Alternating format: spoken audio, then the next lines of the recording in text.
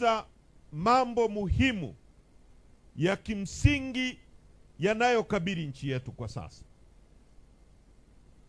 Mambo ya maisha ya watu, mambo ya uchumi wa watu wetu, mambo ya namna serikali ilivyoshindwa kuongoza nchi nzuri na imeipeleka nchi hii kuwa maskini, na mali za nchi yetu zinagawanywa kwa wageni. Wachina wanapora mali za nchi yetu bila huruma. Waarabu wanakabidhiwa bandari. Rasilimali za nchi yetu, viwanja vya ndege vinakabidhiwa kwa Waarabu, left, right and center. Dhahabu zinaondoka, Tanzanite inaondoka. Tumekuja kwenu kwa sababu wananchi ndio msingi wa mamlaka na madaraka nchi yetu, ili tutafakari kwa pamoja na tuchukue hatua kwa pamoja ya kurescue nchi yetu. Nataka nianze na mambo mawili. Ukisoma katiba ya chama chetu, hii hapa, sura ya falsafa na itikadi, inasema hivi: falsafa ya Chadema, falsafa ya chama ni kuamini katika nguvu na mamlaka ya umma, the people's power, katika kumiliki, kuendesha, kubuni na kuendeleza maamuzi, mawazo, rasilimali, uchumi na siasa ya nchi yao. Chama chetu kinaamini wananchi ndio mtabuni, kuendeleza, kusimamia na kuendesha uchumi wenu na siasa za nchi yenu. Nyie mnaoongea mnivumilie kidogo tafadhali. Ukisoma ibara ya 3.1.5 inasema hivi: Chadema inaamini kuwa mifumo na miundo ya utawala wa nchi yetu haupo kwa ajili ya kutumikia umma, bali umma ndio unaotumikishwa na serikali hizo zilizopo kwa sasa. Sambamba na hilo, umma wa Tanzania umekuwa hauna mamlaka ya mwisho ya kuhoji maamuzi ya serikali yanayoathiri watu, na hivyo kujikuta hauna mamlaka juu ya rasilimali zao, sheria, utawala na uendeshaji wa nchi.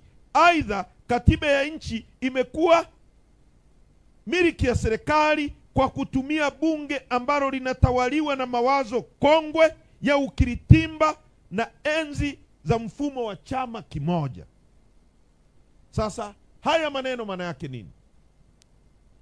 Nani miongoni mwenu anaweza kusimama hapa akasema umma wa nchi hii ndio unaoendesha nchi hii? Nani anaweza kusema hivi? Nani anaweza kusimama hapa miongoni mwenu akasema umma wa Tanzania mlioko hapa ndio mnamiliki uchumi wa nchi yetu? Nani anaweza kusimama hapa akasema serikali iliyopo madarakani inawatumikia nyie badala ya kuwatumikisha nyie? Nani anaweza kusema hayo? Nani anaweza kusimama hapa akasema mbunge wenu yupo kwa ajili ya kuwatumikia nyie na nyie sio kumtumikia yeye? Nani anaweza kusema hivi?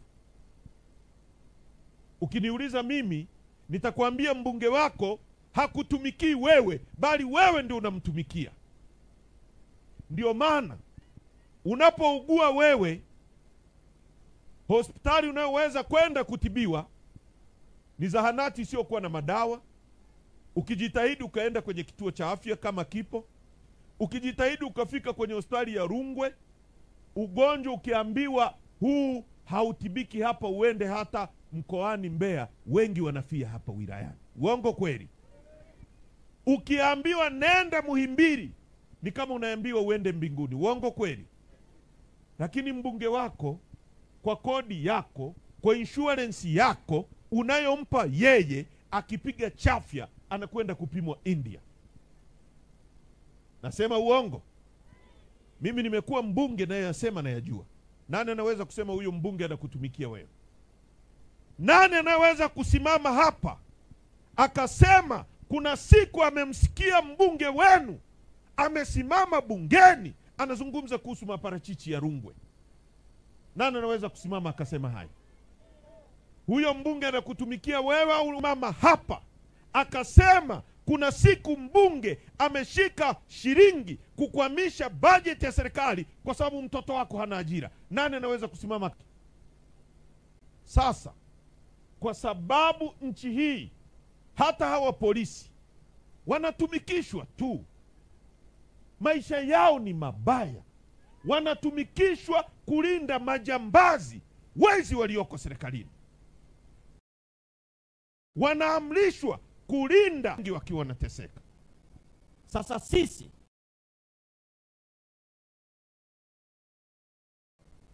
tumesema ili serikali irudi mikononi mwenu wananchi, ili mamlaka ya serikali kuwatumikia nyie na sio nyie kuwatumikia serikali irudi mikononi mwenu, lazima tuwe na uchaguzi huru, haki na unaoheshimika. Hapo ndio serikali itarudi mikononi mwa wananchi. Watu wa Rungwe, mnanielewa? Wangapi wanaelewa ninachokizungumza? Nyosha mkono tuone. Ili serikali ikutumikie wewe, silaha ambayo mtawala anaiogopa, silaha pekee mtu wa Rungwe ulionayo ambayo itamfanya mbunge akuogope ni kura yako.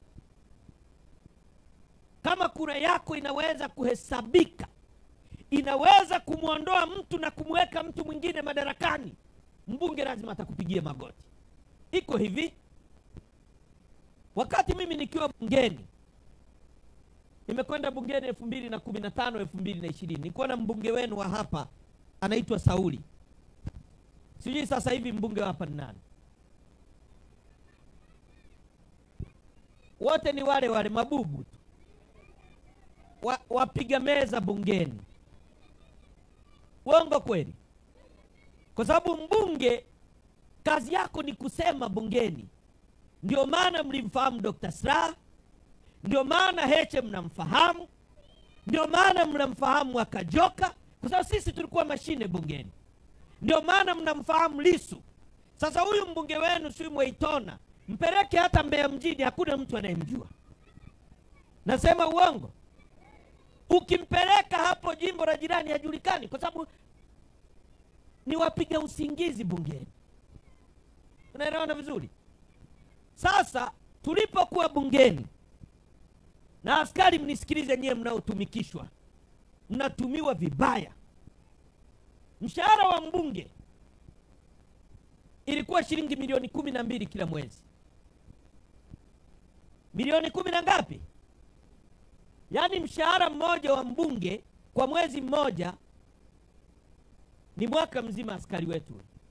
Tena pengine miaka miwili, kwa sababu kuna askari wanalipo sui 600,000 sui 7. Sasa kama unalipo milioni 12 ukizigawa kwa 600,000, miaka miwili mshahara wa askari. Uongo kweli? Au mwalimu unalipwa milioni 12, jimbo allowance milioni 8, mshahara milioni 4, ukichanganya 12. Ukiona mbunge ameingia bungeni asubuhi mpaka jioni, amekaa pale kwenye kiti kama huyu wa kwenu bubu, hasemi asubuhi mpaka jioni, inaingia 420 kipindi kile. Hiyo ni tofauti na mshahara. 420 kila siku. Hiyo ni posho, inaitwa sitting allowance na per diem. Yaani mbunge kwa kukaa bungeni analipwa posho ya makalio ya kukaa 420. Sasa hivi naambiwa ziko karibia 600,000, na mshahara umepanda kutoka milioni 12 ni milioni 18. Unapewa hela ya kununua gari, unapewa insurance ya kutibiwa mpaka nje ya nchi. Sasa kwa mtu anayelipwa namna hiyo, kama mwananchi una uwezo kwa kura yako kumweka na kumuondoa, huyu mtu lazima atakuheshimu wewe, kwa sababu anajua umempa kazi ya maana. Hatataka kuipoteza, hatataka kukuudhi wewe ili usimnyang'anye hiyo kazi. Kwa hiyo atakuheshimu. Sio kama mnanielewa? Wangapi mnaelewa ninachokizungumza? Rais anayelindwa, akikohoa anatibiwa vizuri, analala pazuri, analipwa mshahara mabilioni, akiingia hapo atalipwa mpaka kufa kwake. Kama kura yako inamweka na kumwondoa, atakuheshimu wewe, kwa sababu anajua umempa kazi nzuri. Ndio maana rais wa Marekani hawezi kuambia wananchi ujinga, hawezi kucheza na maisha ya wananchi, kwa sababu anajua miaka 4 ijayo watanitoa ofisini. Ndio maana rais wa Kenya anakalia kutikavu, anaheshimu wananchi, anajua wananchi miaka 4 ijayo wataniondoa madarakani. Leo mbunge wako akisimama bungeni, jambo la kwanza anasema namshukuru sana Rais Samia Suluhu Hassan. Sio wananchi wa Rungwe. Anamshukuru nani? Anatumia dakika 10 kusifu kiremba cha rais, jinsi rais anavyotembea vizuri, jinsi rais ameleta fedha, dakika 7. Alafu anasema hata hivyo pale Rungwe kuna shida kidogo hivi na hivi. Amemaliza, namshukuru tena rais, anakaa. Kwa nini? Kwa sababu kura yako haimweki madarakani. Ikichimbwa choo hapa Rungwe, wanakuja wanasema tunamshukuru rais kwa kutuchimbia choo. Kwamba rais kutoka Kizimkazi Zanzibar ndio ametuchimbia choo, sio kodi zetu. Ikijengwa darasa, tunamshukuru rais ametujengea darasa, sio wananchi waliolipa kodi. Kwa nini? Kwa sababu wanajua leo kura ya mwananchi haimweki wala kumwondoa madarakani. Wanamsifia yule atakayewapitisha kwenye chama, na yule atakayetuma polisi waibe kura, yule atakayetuma polisi wapige mabomu, yule atakayeagiza walimu waibe kura, ndio wanamsifia, wanaramba viatu vyake ili awarudishe tena kwenye neema ya kulipwa milioni 18. Sasa sisi tumeseteketea. Watu wa Kyela mnanielewa? Watu wa Rungwe mnanielewa? Tumesema tukiendelea namna hii nchi hii itaangamia. Tumekuja kwenu kuwaomba muungane na sisi, tupiganie katiba na sheria bora, turudishe mamlaka ya kuongoza kwenye mikono ya wananchi, kama inavyosema katiba yetu ibara ya 8 kwamba msingi wa mamlaka na madaraka nchi yetu yatatoka kwa wananchi. Tukishapata hiyo, tutapata viongozi wazuri wanaotuheshimu. Tutarudisha uchumi wetu mikononi mwetu.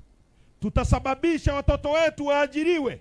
Tutasababisha nchi hii watu wapate maji, watu wapate barabara, wapate matibabu mazuri.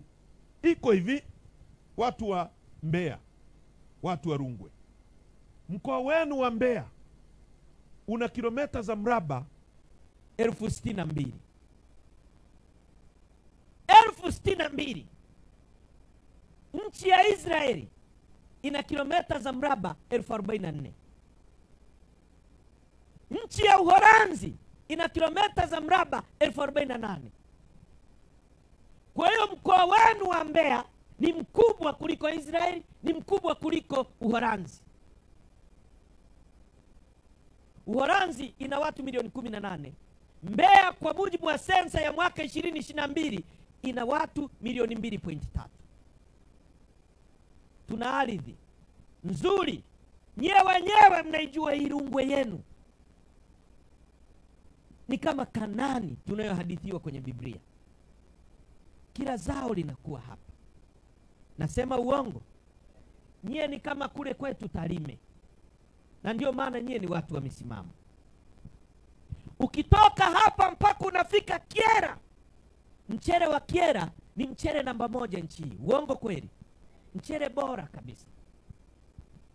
Hapa mnalima parachichi, hapa mnalima viazi, mnalima nyanya, mnalima vitunguu, mnalima mahindi.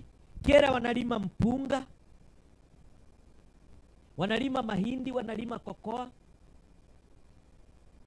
Serikali inachohitaji kuwafanyia watu wa Kyela ili wawe matajiri ni kuchukua maji ziwa Nyasa, iwasogezee kwenye mashamba, ni kuwapa trekta na kuwapa mitaji, ni kuwapa mbegu bora, ni kuwapa mbolea. Lakini serikali ya CCM haifanyi hivyo. Mwaka jana peke yake nchi hii tumeagiza mchere kutoka Pakistani wa dola za Kimarekani bilioni 234. Kuliko wape wakulima wako hizo fedha, wavute maji walete kwenye mashamba, wanunue trekta, wanunue madawa, wanunue mbolea, wapande mpunga, unazitoa hapa, unazipeleka Pakistani kutengeneza ajira. Mchere wa basmati unaletwa Tanzania, wakati watu wa Kyela wanaweza kulima mpunga na wakajenga majumba. Mtu akilima mpunga pale Kyela, akijenga nyumba, akiuza, akiwa anajenga nyumba, atamlipa fundi fedha. Fundi akipata fedha, atanunua mboga kwa mama anayeuza mboga. Mama atapata fedha, atapanda boda, ataagiza bodaboda imletee mboga kutoka shambani.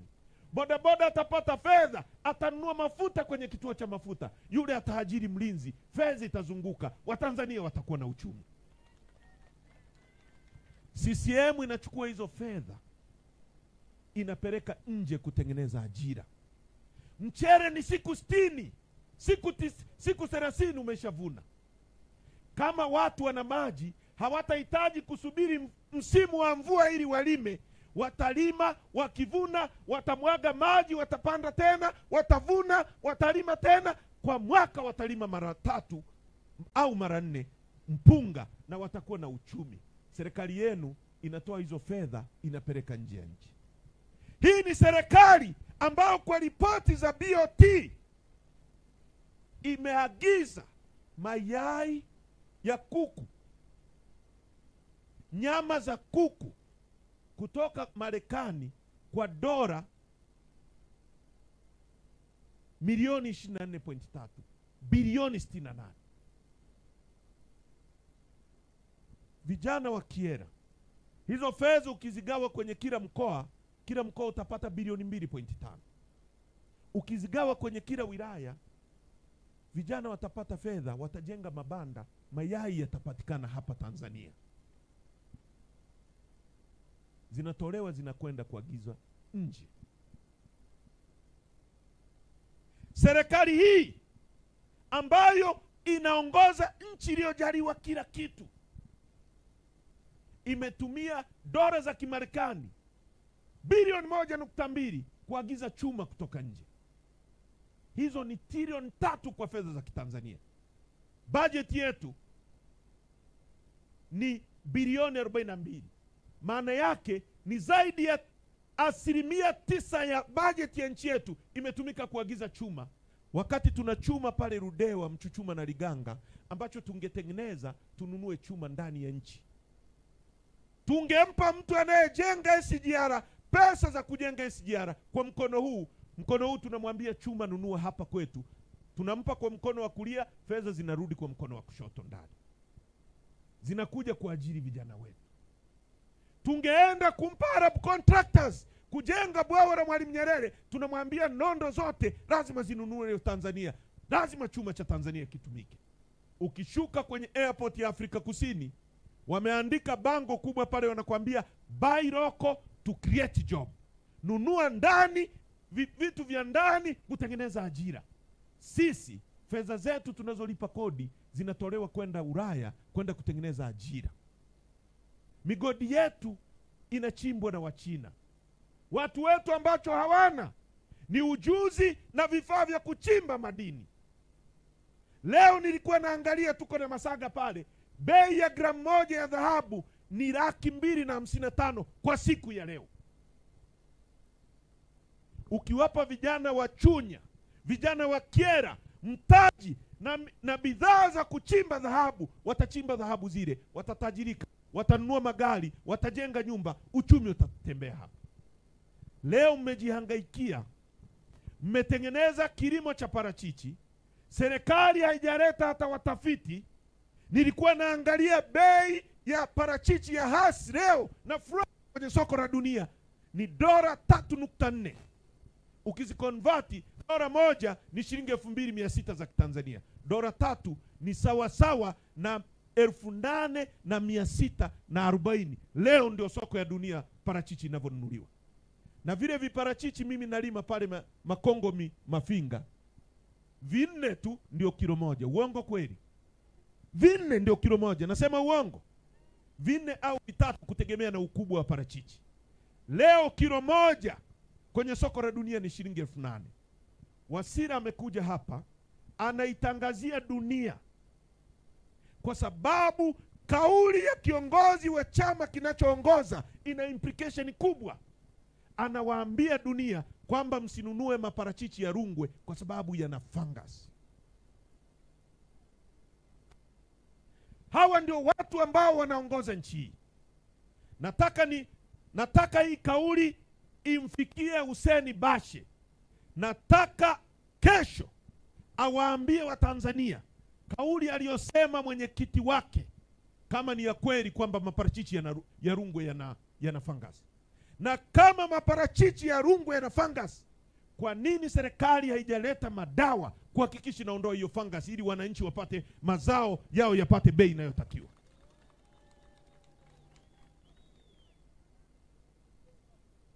Leo naambiwa kilo 100 ya parachichi ndi inauzwa shilingi ngapi?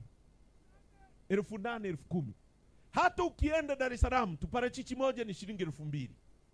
Kamoja kale. Uongo kweli? 2,000, 3,000. Tunataka hawa watu wawajibike. Na ndugu zangu, hii nchi inagawanywa tu. Leo mmesikia leri ya Tazara imekabidhiwa kwa Mchina miaka 20 na ngapi? 27. Si mmesikia? Bandari walipewa watu wa DP World wa Arabu, si ndio? Nchi ya Dubai inayopewa bandari yetu mwaka 61 ilikuwa na watu 70,000 peke yake. Yaani 1, 2, 3, 4, 70,000. Nyie watu wa Rungwe mko zaidi ya 300,000. Yaani nyie ni wengi kuliko Dubai ilivyokuwa mwaka 70. Walikuwa watu 70,000. Leo wako 3,000,000. Pipa la kwanza la mafuta Dubai wamezindua mwaka 69. Leo Dubai yenye watu 3,000,000 ndio inapewa bandari za Tanzania kuziendesha, kwamba sisi watu 63,000,000 wote tunaozaliwa ni viazi, hatuwezi kuendesha bandari alizotupa Mungu. Kwa hiyo Mwarabu ambao wako 3,000,000 ndio wana akili. Hivi mnanielewa nyie? Mnacheka nini kwenye mambo kama haya? Alafu polisi wetu wanalinda watu kama hao madarakani. Hao ni majambazi, hawapaswi kupewa heshima. Unachukua bandari kwenye nchi ya watu 63 unaikabidhi kwa watu 3,000,000. Bandari ndio mlango wa kila kitu kinachoingia nchi hii. Hata silaha tununua kutoka nje ya kutulinda hapa, vifaru vinapita kwenye bandari. Leo tukinunua silaha, Mwarabu yuko pale, najua tumenunua bunduki 10, tumenunua 20, tumenunua 30. Tu uchi. Bandari amekabidhiwa Mwarabu. Hata kiwanja cha ndege cha Kia amekabidhiwa Muomani kukiendesha. Omani. Uwanja wa ndege wa Kia aliujenga Mwalimu Nyerere. Kila ndege ikileta mzungu pale, ikitua tu kuna shilingi $55 anakatwa kwa kutumia uwanja wetu wa ndege. Akiwa anaondoka inakatwa $55, zaidi ya shilingi 300,000 kwa abiria mmoja. Kila kiwanja kinapitisha 1.5 kwa mwaka. Piga mara 300,000. Hata hizo kukaa pale tukakusanya hatuwezi, tunampa Muomani atukusanyia akajenge nchi yao.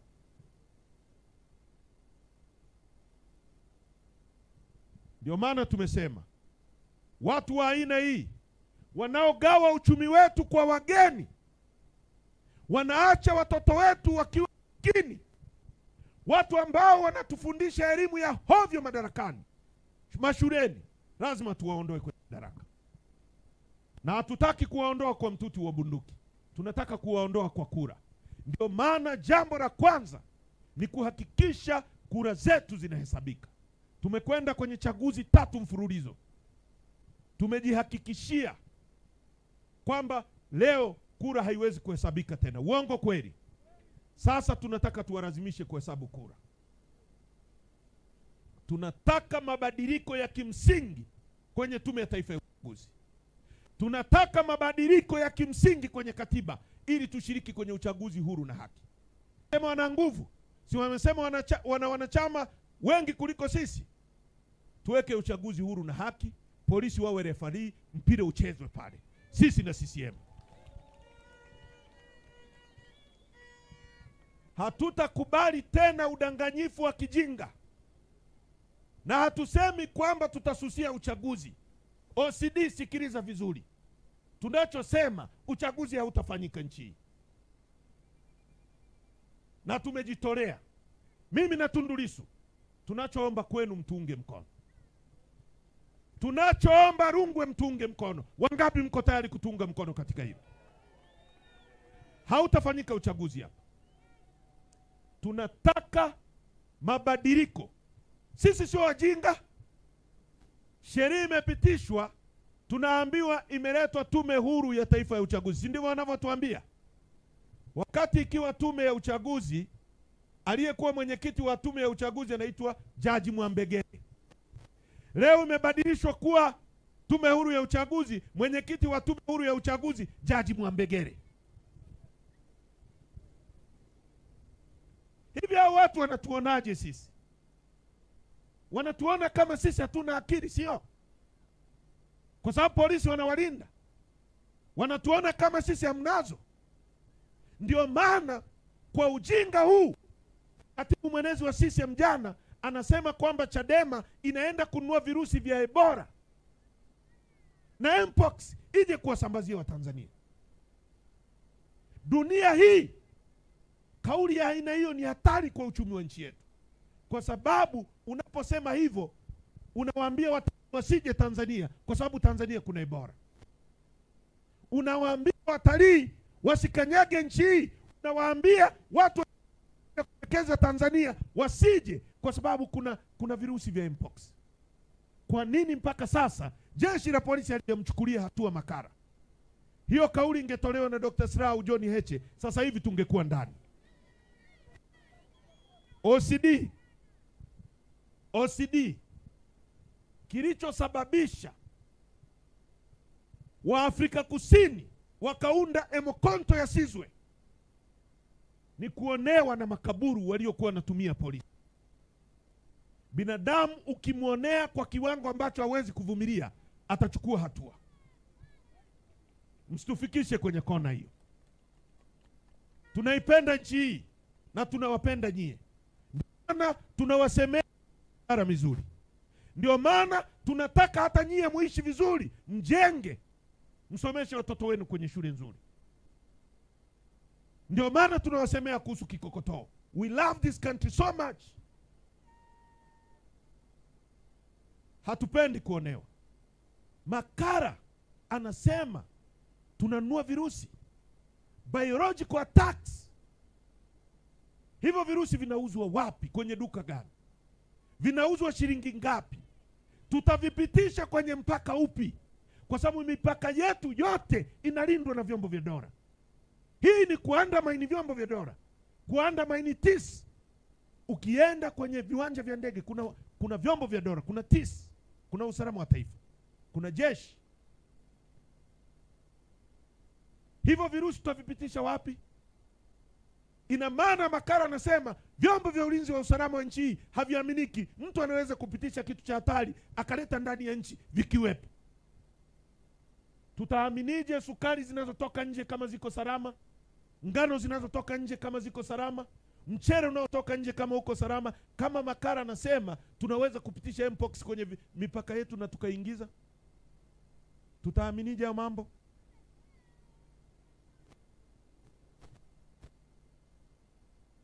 Kwa nini asiseme hivyo virusi vinauzwa wapi? Tuambie WHO wakaangamize hivyo virusi kabla havijaingia nchini. Na hivyo virusi ambavyo tunaweza kuvileta tukavielekeza kwamba yule ni Chadema si mzuru, mzuru huyu ni CCM. Hivyo virusi viko nchi gani?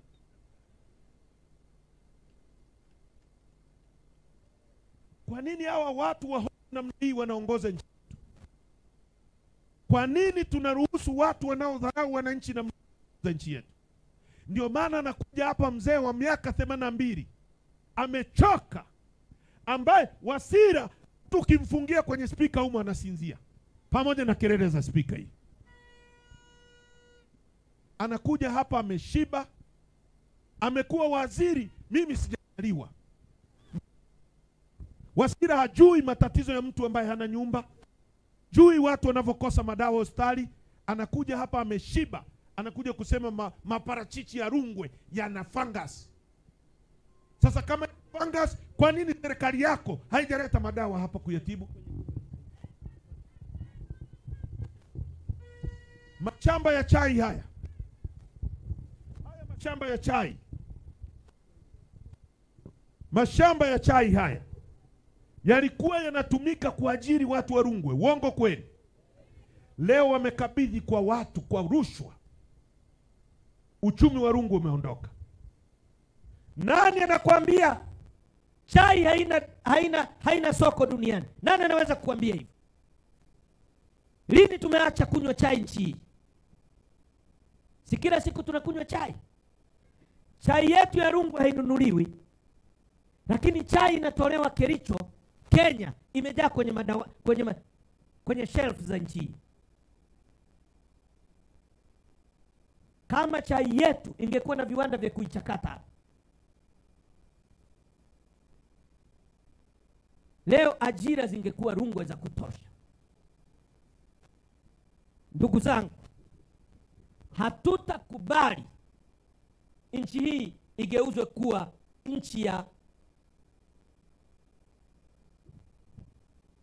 kikundi cha watu wachache. Hatutakubali.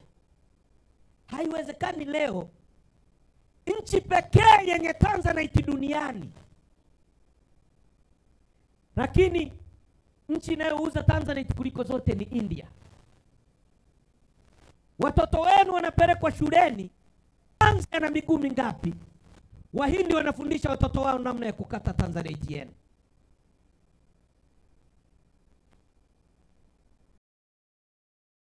Leo Tanzanite imeajiri watu milioni 6 kwa sababu ya viongozi wa hovyo walioko madarakani.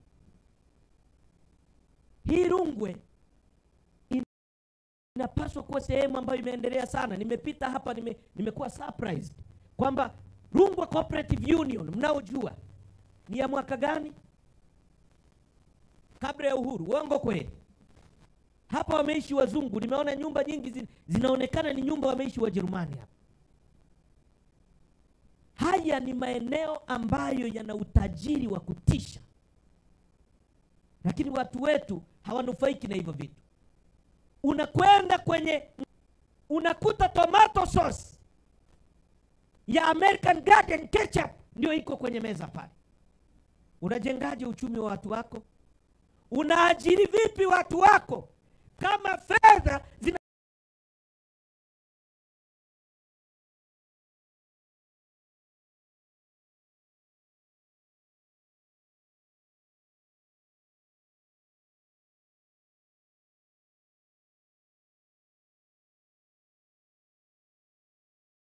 toka humu zinakwenda kununua tomato Marekani?